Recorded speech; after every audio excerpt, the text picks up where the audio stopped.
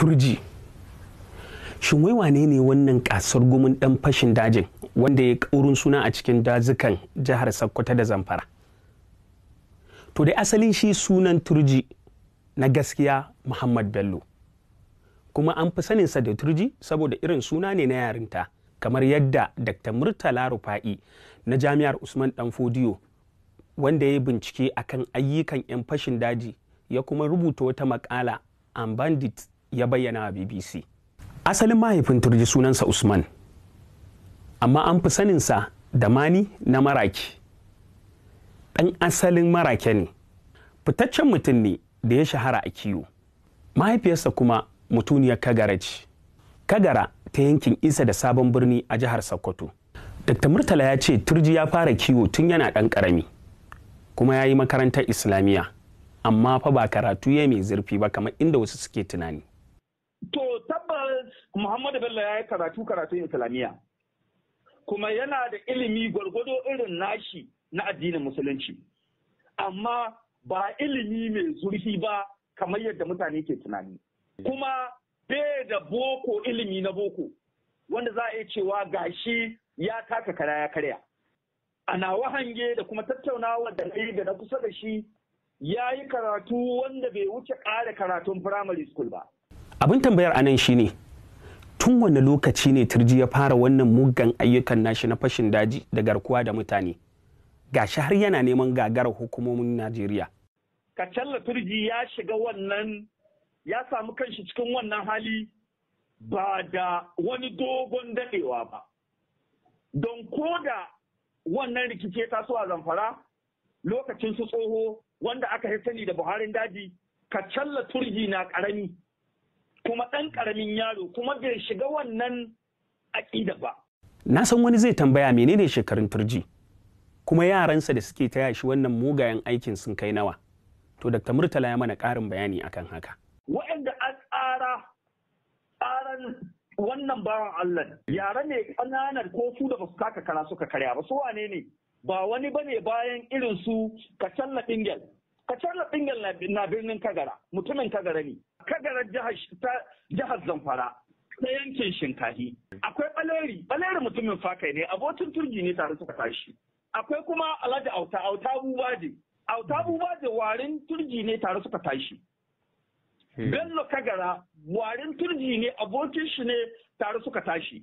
Yalo ɗan bakwalo bai yi warin Turji ba, amma ɗan bakwalo yaro ɗan uwan Turji ne na jini. Kuma Turji duniya babu wanda Muhammadu Bello Turji ke ji da shi duniya wanda ya wuce ɗan bakwalo. Akwai Malam Ila Manawa warin Kacalla Turji ne, abokin shi ne tare suke kusan komai. Akwai Yalo Emia ko shi mutumin Kagara ne.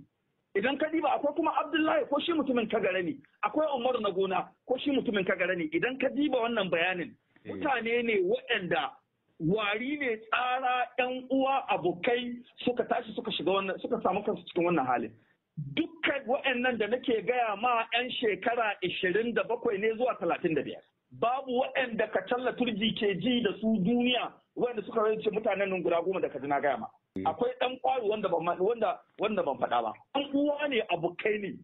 Sa'an kiwo ne, tare suka tashi, tare suka yi kiwo, tare suka yi dukkan rayuwarsu da ka sani. Kuma yau ɗauke suke da bindiga, ba wanda bai ɗauke da bindiga.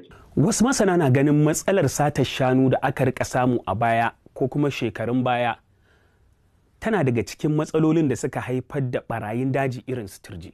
Zalunci da aka yi ma al'ummar Fulani ta wannan yanki shi a dalilin ɗaukar bindiga da kuma makami na wa'annan yaran. Ban ce abin da suka yi daidai ba ne, an zalunce su, an ci amana su, an yi musu ba daidai ba. Babu isasshen ilimin boko, babu isasshen ilimi na arabiya, bale su ce bari su tashi su kai ƙara. A nasu tunani irin nasu, an sa ko kuma yadda ɗaya su yi su fito ma wannan matsala shine su ɗauki makami. Sun tashi, sun ɗauki bindiga saboda su kwato haƙƙin mutanensu da suke ganin an zalunta. Shin menene gaskiyar bayanan da suke cewa su Turji suna da alaƙa da ƙungiyoyi masu da'awar kishin addini, kamar yadda rahotanni da yawa suke faɗa? Maganar gaskiya duk da abin da suke yi abu ne na rashin hankali, babu mutum guda cikin waɗannan dai da na faɗa babu wanda zai yarda da wata ƙungiya ta shigo cikinsu. Kada ka manta na yi bayani na nanata da cewa waɗannan mutane ne 'yan lardi guda, 'yan yanki guda, 'yan uwa. Barin wani bako ya shigo cikinsu alal misali, su kansu ba za su yarda da wannan ba. Saboda na ɗaya ba isasshen ilimi ke gare su na addini ba, bale ka ce bari wata ƙungiya ta duniya da ke da alaƙa da wata aƙida mummuna ta zo ta shiga su ba za su yarda ba.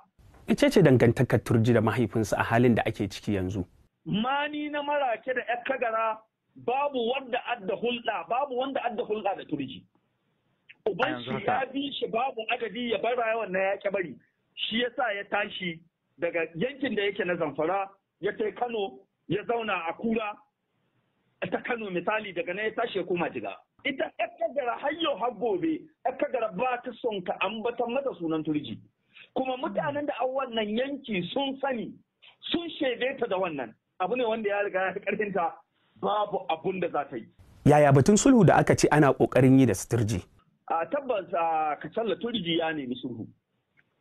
Wannan ba ƙarya ba ne, ya nemi sulhu saboda ya ji yana buƙatar sulhu. Kuma akwai dalilai da yawa da na sa Kacalla Turji ya nemi sulhu. Ba wai maganar zahin wuta ko bala'i ko masifa ya sa ba Allah ne ya magana sulhu ba.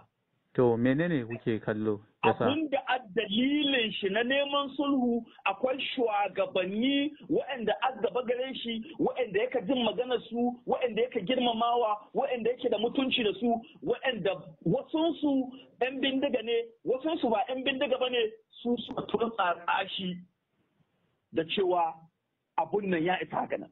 Babbar tambayar a nan ita ce, shin da zuciya ɗaya su Turji suke nema a yi wannan sulhun ko kuma suna da wani abu a ƙasa? A'a tabbas ni a nawa tunani a nawa mahange. Abinda mutanen nan ke nema sulhu suke nema, amma kuma sulhun nan kada a yadda da sulhun nan sai an tsaya an yi ma abun nan karatun tanatsu.